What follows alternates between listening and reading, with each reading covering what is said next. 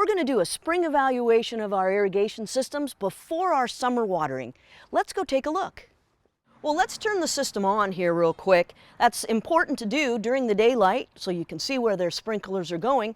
This is a manual system. What we're going to do is turn it on for a minute, and then we're going to flag any areas that we see need to be repaired or adjusted. Turn this on ever so gently. What you can see is that this sprinkler is below the surface here, so I probably bring that one up a little bit. But the most important thing at this point is you can see the sprinklers are spraying out onto the driveway. So I'm going to flag that one and check the throw on what that sprinkler head is. And if you look in the corner, we also have another one that's spraying out there on the sidewalk. If you also notice, we've got a sprinkler head that's not even spraying. So it's either blocked or there's a break. Something's happening, but there's no water coming out of it. Making the adjustments and getting rid of this overthrow of water onto the sidewalks is as easy as changing the nozzle. What you do, you just pull that riser up, unscrew the old nozzle that's throwing out onto the sidewalk, take this new one that's only going to throw 90 degrees so that it's good on this corner, screw it in the top, make sure it's pointing at the grass, and that's it. Well, this is the other sprinkler that didn't have any water coming out of it. So the first thing we're going to check is just to see if maybe that filter is just blocked and dirty. It could be something as simple as that.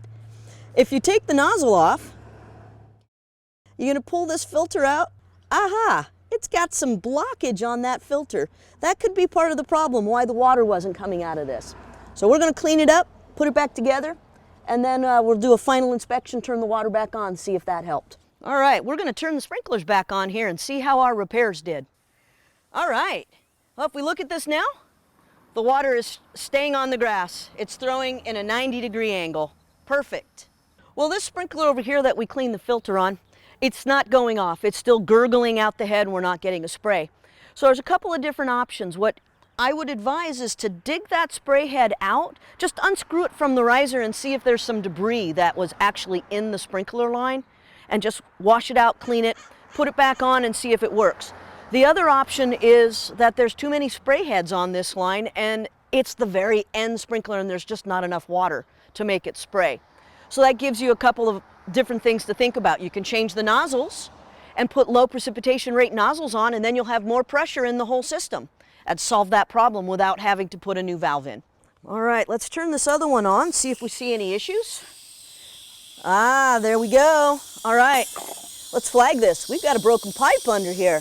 You can see the water flowing out at a strong stream, so we better shut this one off. Got a lot of water wasted with that. Unfortunately, there's a plant on top of it.